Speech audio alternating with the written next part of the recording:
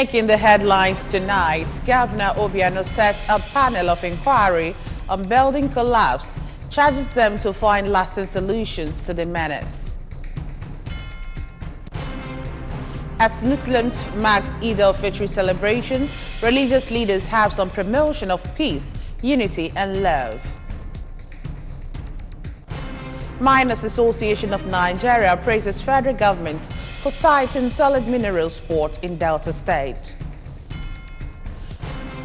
United Nations condemns banning of food supplies as a weapon of warfare in Syria's crisis. You're welcome to the evening news. My name is Chidimma Orangwa. Anambra State government has inaugurated a panel of inquiry into the collapsed building at number 38 Ogalonia Street, Onitsha. Governor Willie Obiano performed the inauguration during the State Executive Council meeting at the Government House, Oka.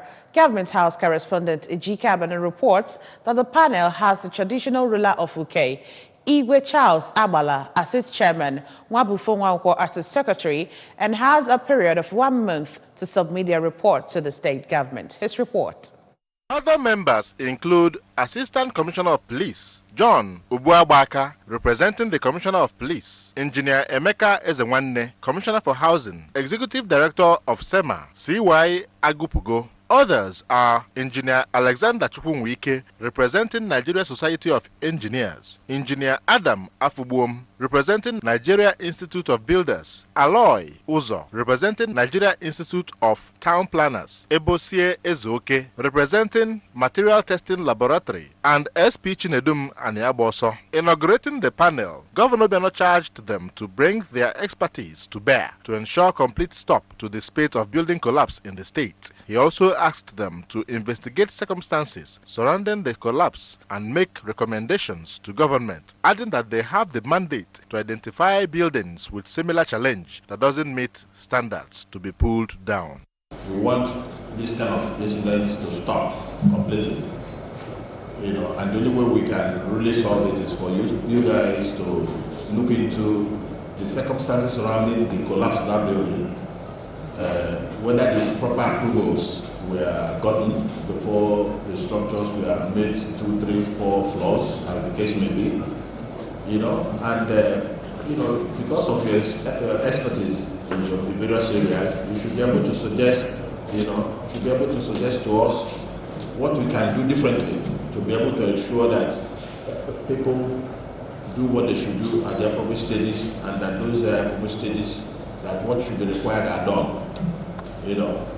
You have in interim 1 month to submit your report. There's no gray area, so touch everywhere that you think is relevant to enable you to do so.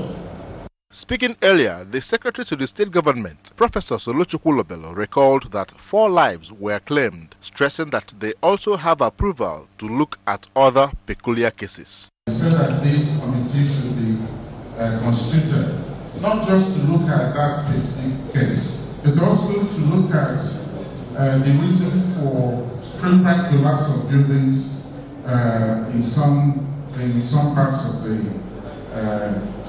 state. In terms of reference, I've presented them to you and you've signed them off, and you insisted that there must be a proper representation taken from both the Nigerian Society of Engineers, the Material Testing Lab, and what have you. Responding on behalf of the panel, its chairman, Igwe Abala, expressed gratitude to the state government for the confidence reposed on them, promising to execute the job with dignity and efficiency, and expressed optimism that the outcome of their investigation will form a good base for government to formulate corresponding policies to checkmate the menace. Excellency, we're happy to be appointed to this panel to look into the collapsed building at 38 Ogalonia Street, Onitsha. We promise to do our job efficiently, to the best of our professional quality, integrity, and competence. We pledge, or we hope, that when we finish our job, It will form a good basis for the government to formulate policies and laws that will try to prevent the menace of building collapse in Anambra State.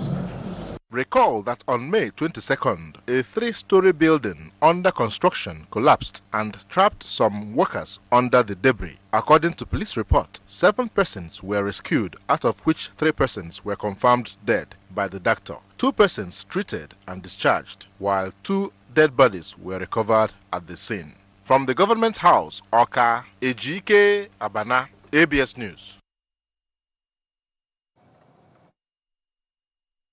Governor Willie Obiano has encouraged Anambra to always take the advantage of recruitment opportunities offered by security agencies in the country.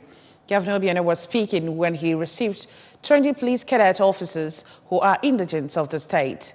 Government House correspondent Ejike Abana reports that the cadets, led by the Deputy Commissioner of Police, Mr. Chris Owolabi, were received at the Governor's Lodge, Anambra. Governor Obiano, while admonishing police officers on highest professional standards and conduct, reminded them that Nigerian citizens from northern and western parts of the country understand the intricacies involved in such job opportunities. He urged them to be true ambassadors of the state, bring on innovative solutions different from the usual norms to the force. Be a professional police officer, just like my CSO is, very professional, properly dressed at all times, very well read and all this stuff. So it's very encouraging. So I hope you guys will become that and not old police officer like thing that go for roadblock, checkpoints and all this stuff. You should show professionalism.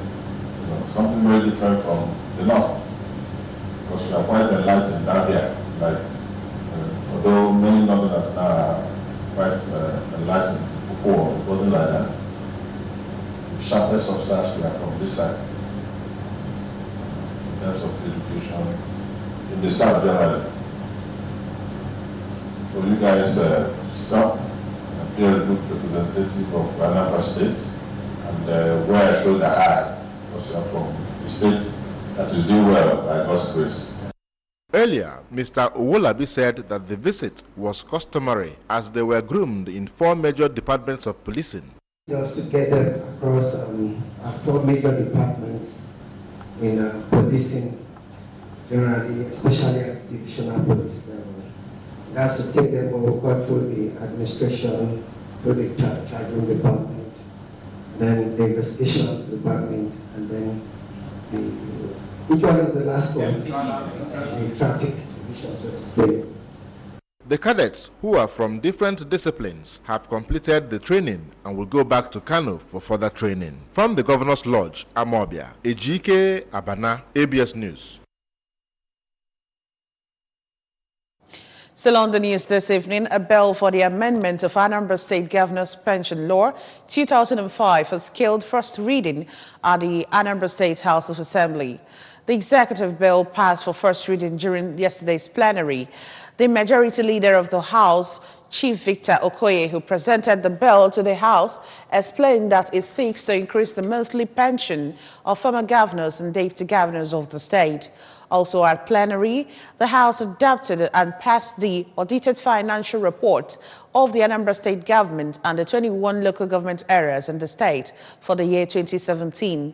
Speaking before the report was passed, the Chairman House Committee on Public Accounts, Honorable Charles Ezari, explained that after thorough scrutinization of the report by his committee, it considered it fair and credible, adding that when Governor Willie Obiano approves it, it will fast track the development of the state.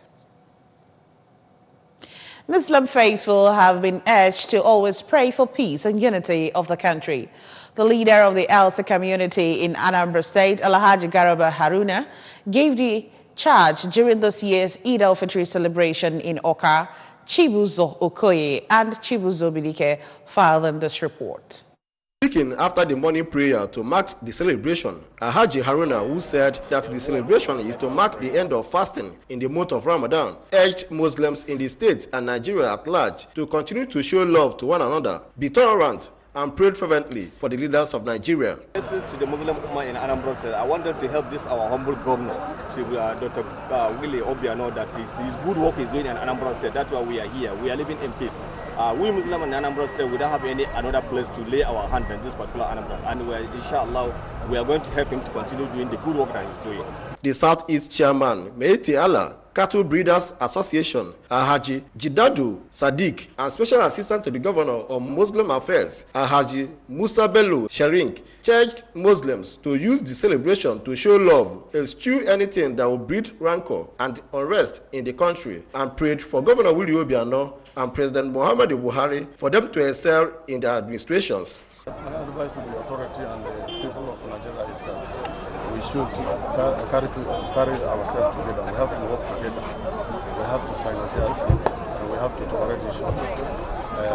What is happening in other states, like I was saying, in Zamfara and other places in Nigeria, about banditry, Boko Haram and other things, is, first of all, I know some of them are the negligence of the grassroots. You know, people that are living in Muslim Ummah in Anambra community.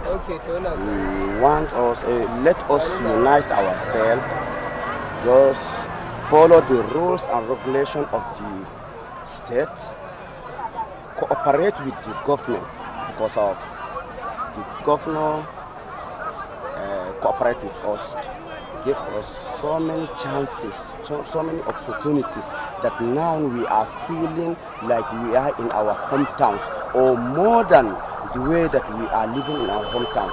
It's not like before. Before we are strangers in Anambra State, but now Muslim communities are indigenous of Anambra State because of the way that His Excellency Governor Willie Obiano handled us. In a goodwill message to the Muslims on the celebration, the member representing Njikokatu constituency in the State House of Assembly, Dr. Pete Ibida, urged them to ensure they keep to the tenets of their religion. Honorable Ibida asked the Muslim faithful to do more to ensure peace in the nation. My happiness can be consummated if they can keep to the tenets of the religion by giving us peace, by ensuring that there is security in this nation, by that they don't deviate to the rules, deviate from the rules, that they love one another, that every Nigerian should be taken as brother and sister.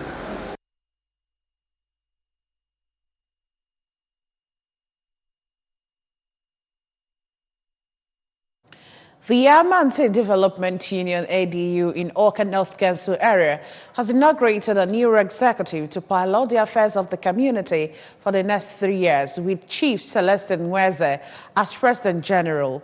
The event, which took place at the Civic Center of the town, constituted through the 20 million Naira Community Choose Your Project initiative of the Obiano-led administration, witnessed the presence of leaders of thought in the community, including Ndioza, members of Amansi Palace Cabinet, Amansi Consultative Council, as well as other community members. Correspondent Emmanuel Okonkwo was there and now reports. Executive were chosen by members of Amansi community during an election organized by the ADU leadership on the 22nd April 2019 to decide who takes over the mantle of leadership from the outgoing executive under the leadership of also Gabriel Okonkwo. In his handover speech, the outgoing President General of the community, also Gabriel Okonkwo, who enumerated some of his achievements for the community during his tenure in education and infrastructural sectors, as well as in enthronement of peace in the community, encouraged the successor to continue the fight for greater Amansi community. That to benefit Amansi, we have a number of things that will benefit Amansi. Start immediately, because the giant will not try to Anambra is a beautiful place, but a difficult place. But I know we will succeed. In an admonition, the parish priest of St. Anthony's Catholic Church, Amansi, Reverend Father Sylvester Dunu, advised the incoming PG to use his new position to render selfless services for his people and to see the welfare of the subjects as paramount aspects of his agenda, praying for God's wisdom on him to lead the community aright. Na ịfụtala onwe na ịbịa ka ịgba odibo ka ịchụ aja na onye kachasị na-abụ onye bụ obele iji umeala wee kpọkọnọta mmadụ niile iji umeala na obi ndidi wee kpọkọnọta mmadụ niile. Speaking, some leaders of thought in the community, including Chief Chukwuma Anibogu, Dr. Anero Biokoye, Chiefs Mike Ekunife, Festus Abata, lauded the outgoing PG on good leadership style exhibited throughout his tenure, which they noted really favored the community in all ramifications. Responding, the new President General, Chief Celestine Mweze, who appreciated the people for electing him for the post, promised never to disappoint the community, but to assiduously work for a better Amansi community where peace, love, and progress reign, and appealed for their support to enable him and his executive actualize their lofty vision and plans. I made it again that now my predecessor also is handing over to me again. Now, with the help of God, I've already done well. The event featured oath taken by the new executive members, official handover of ADU documents to the new PG by the predecessor. A minute silence was also during the event observed for the traditional ruler of the community, Igwe Kenneth Okonkwo, who is now on transit. From Amansi community in Oka North local government area, I am Emmanuel Okonkwo reporting for ABS News. The Miners Association of Nigeria, MAN, has held the federal government over special ports designated for solid minerals export in Burutu, the headquarters of Burutu local government area, Delta State. The national president, MAN, Kabri Kankara, said it is a step in the right direction that will add a value to the sector and boost economic activities following shipment of solid minerals. He said that it was cheering news for the Miners Association of Nigeria, MAN.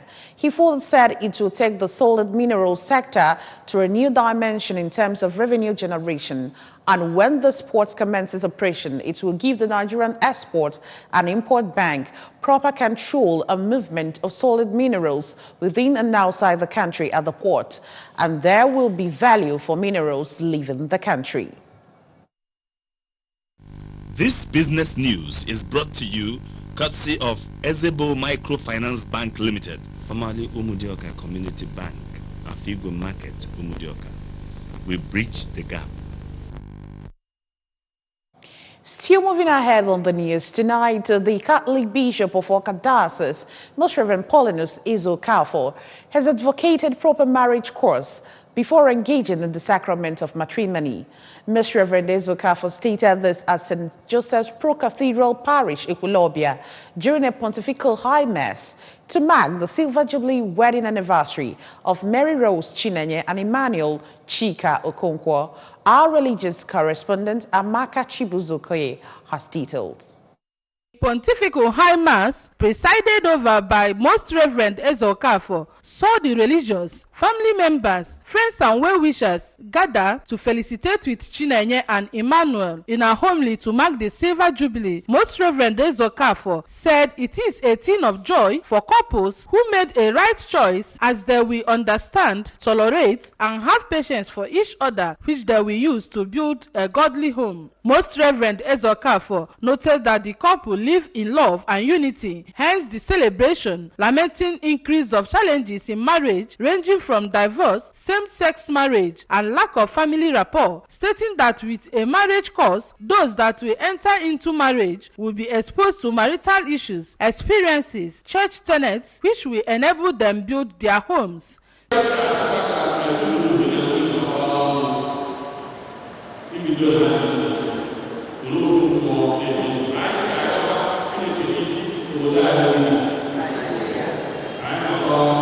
Speaking shortly after the mass, the member-elect for Agwatatu constituency, Mr. Oke Okoye, said God instituted marriage, which is expected to be a sacred vessel to demonstrate love, peace, unity, and justice, which is seen in the life of the celebrants, stating that they have sponsored up to 20 newly wedded couples in marriage. A union between a man and a woman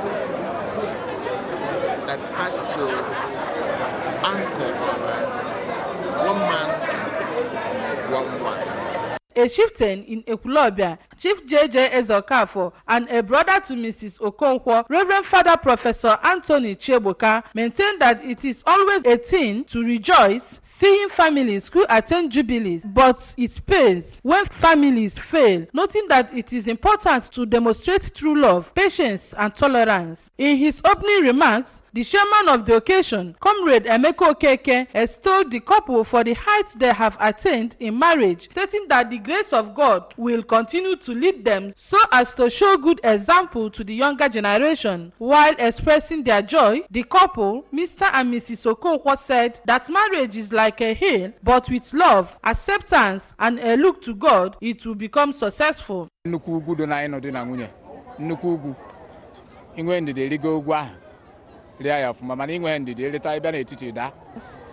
Endurance and perseverance. With this, the marriage must be blessed.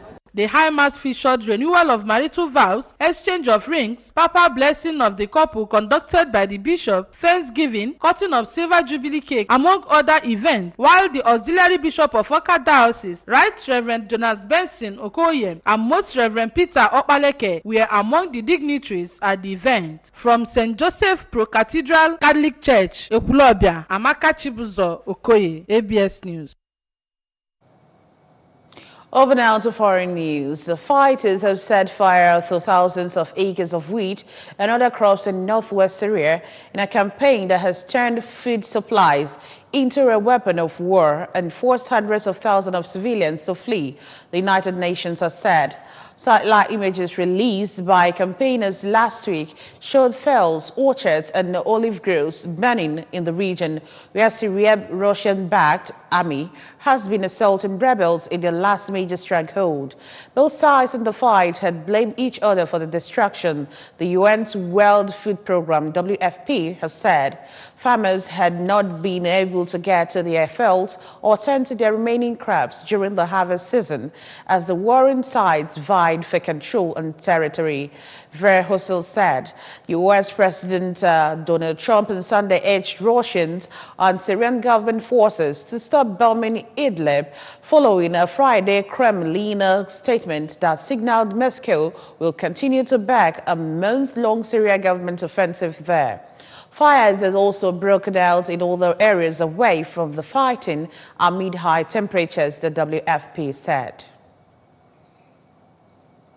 Lawyers for the women who accused Brazil star Neymar of rape are no longer representing her because of contradictions in her story. The Fernandez Abreu law firm say the client initially told them she had been in consensual sex with Neymar, the world's most expensive footballer, in a Paris hotel in May, and that he then became violent and assaulted her. But the lawyer said that in the official complaint the women gave to the Brazilian police, the woman described what had happened as rape, which is a completely different allegation.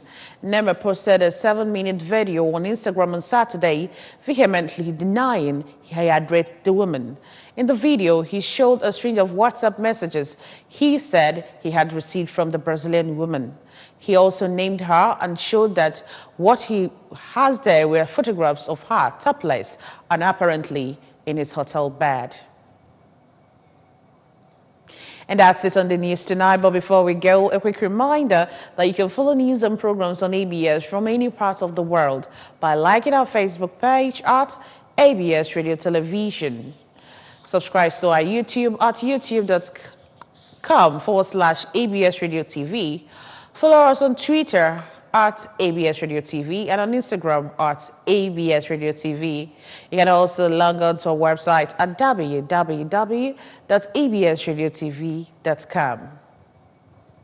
And now the recap of the main points.